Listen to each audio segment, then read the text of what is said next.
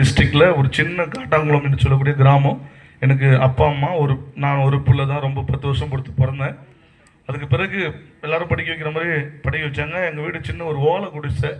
எங்களுக்கு ஒரு ஸ்கூலில் படிக்க வைக்கணும், ரொம்ப தூரம் போகணும். கொஞ்சம் 5வது வரைக்கும் அந்த ஊரில் இருந்துச்சு. அதுக்கப்புறம் பல மைல்கள் நடந்து போய் படிக்க வேண்டிய சூழ்நிலை. அப்பா ஏர் ஓட்டுற வேலை. அம்மாவுக்கு படிப்பு ஒன்றும் கிடையாது. அப்பா 5ஆம் கிளாஸ் தான். அம்மாவுக்கு சுத்தமாக 0 தான். ஸ்கூல் பக்கம்லாம் போனது கிடையாது. ஆனால் ஒரு முறை அந்த நாட்களில் நடந்த ஒரு சம்பவம் என்னன்னா, ஆண்டவர் கிருபையினாலே தேவன் அந்த ஏசப்பா எனக்கு தெரியாது. ஆனால் ஏசப்பா நாங்கள் ரொம்ப இந்து பாரம்பரியத்தில் ரொம்ப ஆச்சரியமான ஆட்கள். நாங்கள் ரொம்ப கிருத்திகை அமாவாசைலாம் அப்பா அம்மா ரொம்ப பயங்கர எல்லாத்துலேயுமே சின்ன சின்ன காரியத்துக்கு கூட இது பண்ணுவாங்க. அப்படி தான் அது இருந்துச்சு. ஏசப்பாலாம் நாங்கள் கும்பிட்டு நிறைய வருவாங்க, ஏசப்பா பற்றி சொல்லுவாங்க. பட் அவ்வளோலாம் நாங்கள் ஏற்றுக்கிறதுலாம் கிடையாது. பட்டெல்லாம் அடிச்சுட்டு அப்படி தான் நான் ஸ்கூலுக்கு போனேன். +2 ஒரு வாலா ஜபாத் என்று சொல்லக்கூடிய இடத்துல நான் படித்தேன். அதுக்கப்புறம் சென்னையில் நந்தன ஆர்ட்ஸ் கல்லூரியில் பிகாம் படிக்கிறதுக்கு என்னை ரொம்ப ஆசையோடு எங்கள் அப்பா அம்மா அனுப்புனாங்க. அங்கே போயிட்டு நல்லா படிக்கணும்னு. ஆனால் அங்கே எனக்கு சீட்டு கிடைக்கல. 2வது வருஷம் தான் சீட்டு கிடைச்சி. அப்போ 1 வருஷம் வேஸ்ட் பண்ணான்னு சொல்லி பார்த்த வேலை செஞ்சேன். ஏன் அப்படின்னா அதில் கொஞ்சம் பணம் வரும், அதுலேருந்து நம்ம கொஞ்சம் மீட் அவுட் ஆகும். அப்பா அம்மா என்ன பண்ணுவோம், அப்படி தான் போனேன். ஆனால் பணம் வர வர என்ன ஆச்சுன்னா, வீட்டு நிலைமைகளை மறந்துட்டு ஃப்ரெண்ட்ஸ்லாம் சேர்த்துக்கிட்டு எல்லாம் அவங்க கூட இருக்கிறத பார்த்துட்டு ரிச்சாக உடுத்தணும், ரிச்சாக இது பண்ணணும் அப்படின்னு சொல்லிட்டு அப்போது நிறைய அந்த ஸ்மோக்கிங் பண்ணுறதுலாம் போவானுங்க கூட்டமாக.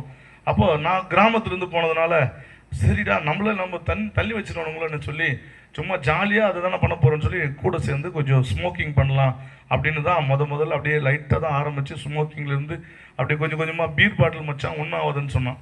அப்படியே ஆரம்பித்து குடியில் போயிட்டு பயங்கரமான போதை வஸ்துக்கு அடிமையாகி நான் செய்கிற வேலைகளில் பயங்கரமான டிப்ஸ் எல்லாம் கொடுப்பாங்க. அந்த நாட்களில் 500 ரூபாலாம் கொடுப்பாங்க.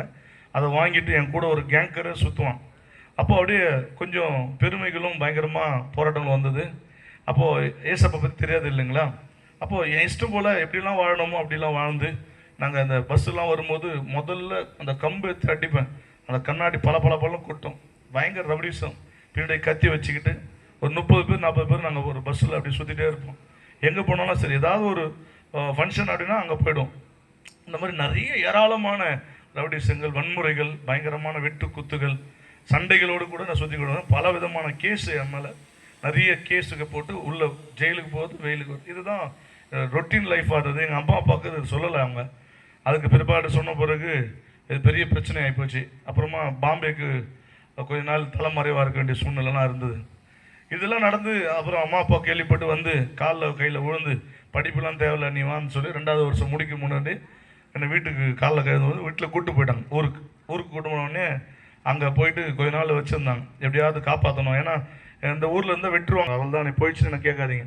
ஏன்னா இவன் நைட்டில் 1 மணி 2 மணி போலீஸ் பிடிச்சி போகிறாங்க.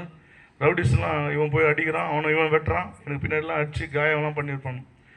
ஒரு கேங்கராக அவனை சுற்றுறாங்க. நைட்டெல்லாம் கானா பாட்டில் பாடிக்கிட்டு பயங்கரமாக டோலாக் அடிச்சிக்கின்னு செத்து போன வீடுங்கெல்லாம் போய் பாட்டு பாடினு இருப்போம் ஃப்ரெண்ட்ஸோட கூட. சேத்பட்டில், சென்னை உங்களுக்கு தான் நிறைய பேர் வந்திருப்பீங்க, தெரியும். சேத்பட் என்பது அந்த நாட்கள் எப்படிப்பட்ட ஒரு ஏரியா, பயங்கர ஸ்லம்மான ஏரியா. அங்கே இருக்கிற ஒரு தாதாவுடைய அவங்க அண்ணன் பையன் என்னுடைய கிளாஸ்மேட்டு இன்னும் கொஞ்சம் தலைக்கருவும்.